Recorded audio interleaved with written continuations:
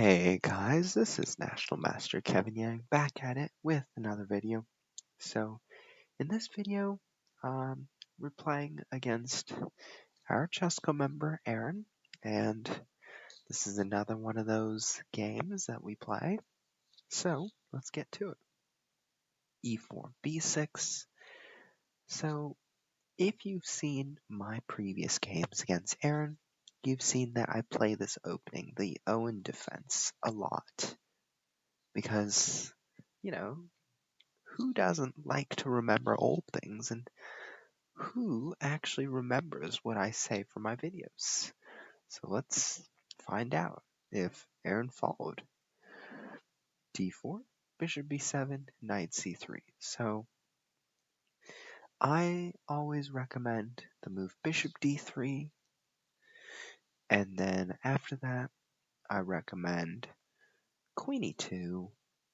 That way you don't have to get your knight pinned after bishop b4 and all that. It's just a small deviation, but I'll show you what I mean. d4, bishop b7, knight c3, e6, knight f3, bishop b4. So this is what I mean by the knight is pinned and black has this threat of taking the pawn on e4 after the bishop takes the knight. So at this point, the move is bishop d3. However, you can already feel that it's already somewhat unpleasant knowing that there's this pin and black is going to take on e4. So, like I suggest, just go bishop d3. And after e6, play something like queen e2, or play something like knight f3. c5, and now you play c3, right? And after something like knight f6, well, you can comfortably play e5, and after knight d5, you castle. And you sort of set up this strong pawn wall that forces your opponent to really try to break it down. So this to me is a better setup than what was seen in the game, just a personal preference. So after a3, yes, I always like to test this, but Aron did fall for the same trick that I've mentioned in some of my previous videos. After bishop takes, b takes, bishop takes e4, and after bishop d3, I retreat my bishop back because I feel like this is a very strong bishop to exert pressure on the king side. And although you see that maybe chess.com's engine says it's an inaccuracy, from a human perspective, it's not easy to say whether trading the bishop is good for you. It's good that it simplifies the position, but also it sort of, you sort of give away your really good bishop that has some potential. And so I decided to stick with it.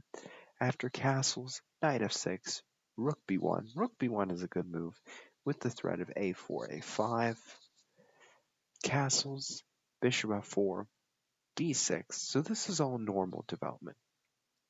And after bishop g5, knight bd7, c4. So at this point, white has to find a plan, right?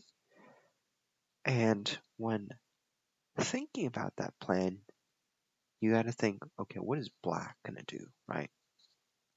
So let me tell you some of the things that black has to consider doing. Black might want to push a pawn here. Black might want to push a pawn here. Black might push this c pawn. Or let me show you a typical plan. So some people play c5, c3, queen c7, say rook e1, right? And then rook d8. And after something like a4, it really depends, right? It could just be rook d8, and let's say white goes, white makes a waiting move, plays rook b2. Then after something like h6, bishop c1, and now black plays e5. Now, the goal with black is to advance these pawns, right? To really take advantage of this weird central setup from white's perspective. So that's the goal, right? You want to be able to execute something, but from white's perspective, this is hard because now you know what black's going to do, but how are you going to counter it, right? Right? How are you going to produce this plan of yours that is going to stop your opponent's plan, but also try to make an initiative of your own? And that's the hard part of planning, is that there's this dual purpose. And so when we think about it,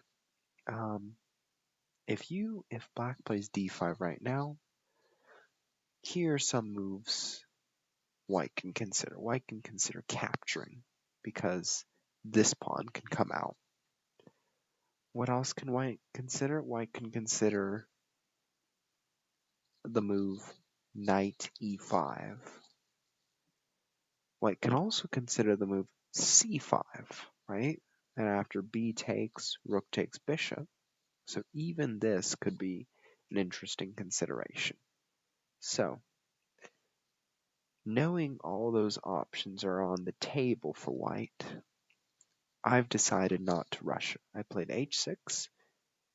Our chess club member did forget the bishop, so I gave him a move of leeway. So after c5, you notice I'm slowly carrying out the plan. I'm playing queen c2, and after queen c7, and after queen c2, the one thing that you don't want in white's position is allowing this. And after g takes f3, well, you notice that white already has a somewhat clumsy pawn structure, right? You look at black's pawn structure, it's all undoubled, right? And you look at white's pawn structure, isolated, these are okay, but these are doubled, so it looks a bit weird. And if you want to add on to your pawn deficits, right? Although you have this bishop pair, that's the good part, but know that pawn structure is also really important as well. So sometimes, right, think about it this way. Your pawn structure is important because when you reach the endgame and you trade off all these pieces, right, it's going to be the kings that are going to try to win the game. So when you look at a black structure like this, and you look at white structure like this, you're going to see that there are so many holes this king could come. This king could come here. This king could come here. This king could flop all the way here, right? So there are holes in this pawn structure. And if you think about it, black is probably going to win an endgame like this because white's pawn structure is so poor, right? So aside from the arrows, let me just tell you that you don't want to allow this bishop takes f3. So, in order to prevent that, queen c2 wasn't exactly the best. So, firstly, if you want to play queen c2, bring your knight back first. Simple idea, considering the fact that the bishop can no longer take on f3, this is just a small precaution. And so, okay, let's get into the game, and I'm going to show you how I took advantage of this pawn structure. So firstly, by the pawn being on f3, I noticed that this square is weak. I noticed that we can sort of expand, and I noticed that maybe I can play d5 and sort of go queen f4. So think about it that way. And with the move knight h5, knight h5 being, I want to get into f4, right? So when we take advantage of this pawn structure, you're going to see that, okay, these two pawns aren't doing anything. let me set up a blockade here. Let me put a g5, f5, e5, and that's exactly what I'm going to do. Queen e2, and now here I have to decide between a few moves. Do I play e5? Do I play f5? Do I play knight f4? Do I play g5? To me, they look somewhat the same. Ultimately, I decide on f5. After king f1, looking to run, I play g5. Bishop g3, and now I consider the move f4. But I sort of said, let's postpone it because of the move bishop g6. Attacking both pieces, and I wanted to keep all forces in the process. So what I did, played knight f6, once again threatening f4. So now white can play the move h3 and retreat the bishop, but after f4, right, and bishop h2, well, this guy is out of the game. So after something like e5, d5, well, if you look at it, you think about it, this guy's out of the game. Knights are much better in closed positions, and black is dominating the game. So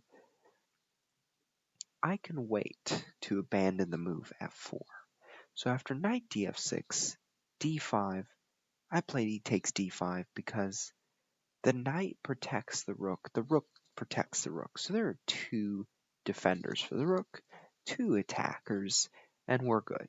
So after queen d2, I finally play the move f4.